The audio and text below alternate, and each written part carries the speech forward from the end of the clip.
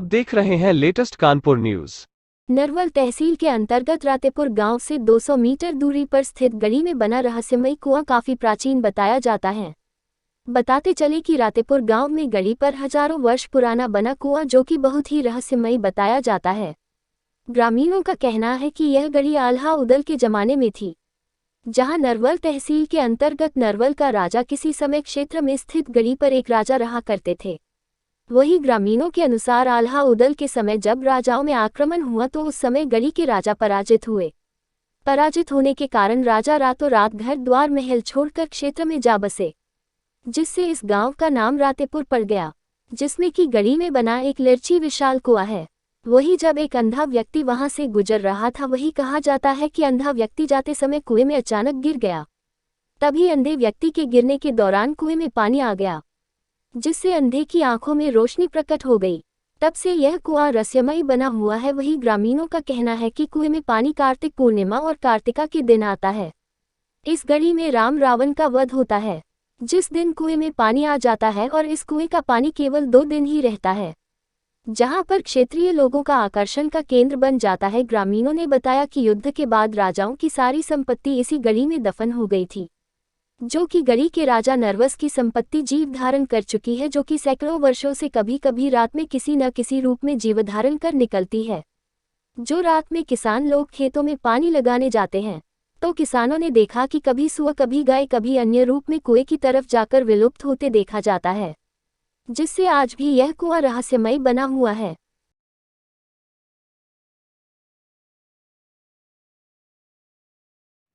भैया क्या नाम है आपका? हमारा नाम बाल गोविंद तिवारी है। अच्छा, किस गांव के निवासी हैं? हम रातेपुर के निवासी हैं। अच्छा, आपके यहाँ जो ये गढ़ी नाम से जानी जाती है गढ़ी, यहाँ पर एक जो है कुआं है, कुएं का क्या इतिहास है, क्या रहस्य है इसमें? गढ़ी और कुआं ये दोनों का इतिहास एक ही इतिहास है, मिला जुला इतिहास है। दरअसल ये एक मुगल शासक के बाद एक अलाउद्दीन का साम्राज्य आया था, जिस दौर में नरवल के राजा नरपत सिंह हुआ करते थे। तो नरवल उनका एक राज्य था, उनका एक क्षेत्रफल था। उस क्षेत्रफल के अंतर्गत ये हमारी ग्राम सभा रातेपुर भी आती थी, जिसमें उनका ये छोटा सा बैठका के रूप में बना था, जहाँ पर छोटी छोटी सेनाएं और बैठने का, उनका आने जाने का, रजवाड़ों का सिस्टम था यहाँ पर। यहीं पर एक बड़ा विशाल कुआं, और उस कुएं में बहुत प्राचीन कुआं है, और उस कुएं का एक मान्यता है कि कार्तिक पूर्णिमा के दिन विशाल मेला लगता है। कार्तिक पूर्णिमा और उसके दूसरे दिन प्रतिपदा के दिन, दोनों दिन बड़ा विशाल मेला लगता है, जहां पर राम और रावण का विशाल युद्ध होता है, रावण वध होता है। बड़े हर्षोल्लास के साथ सारे क्षेत्रवासी, ग्रामवासी इस पर्व के रूप में इसको मनाते हैं।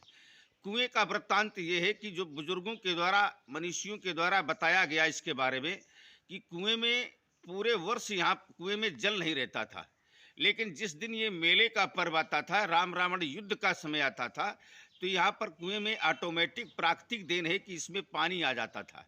और जिस पानी को पीने से लोगों की मान्यता है कि लोगों के काफ़ी कष्ट निवारण होते हैं। जैसे लोगों की आंखों की रोशनी चली जाती थी, लोगों को रोशनी पुनः प्राप्त होने के बारे में सुना गया कि प्राप्त होती है। लोगों के पास संतान विहीन लोग थे, उनको यहाँ पर माँ सिद्धा देवी का पावन धाम है, जहाँ पर दर्शन करने से, मन्नत मानने से, कुएं का जल पान करने से लोगों की संतान प्राप्त होती है।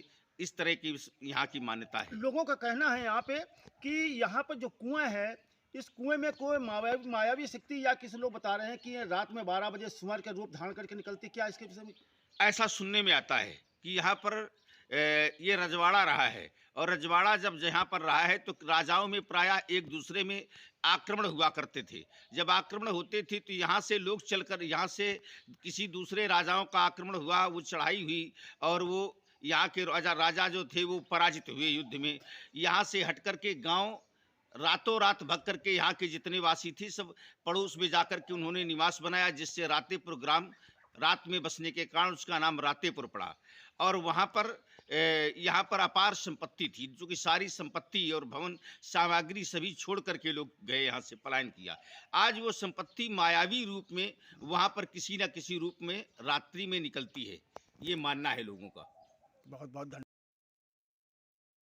सब्सक्राइब करें हमारे लेटेस्ट कानपुर न्यूज़ चैनल को और बेल आइकन दबाना ना भूलें।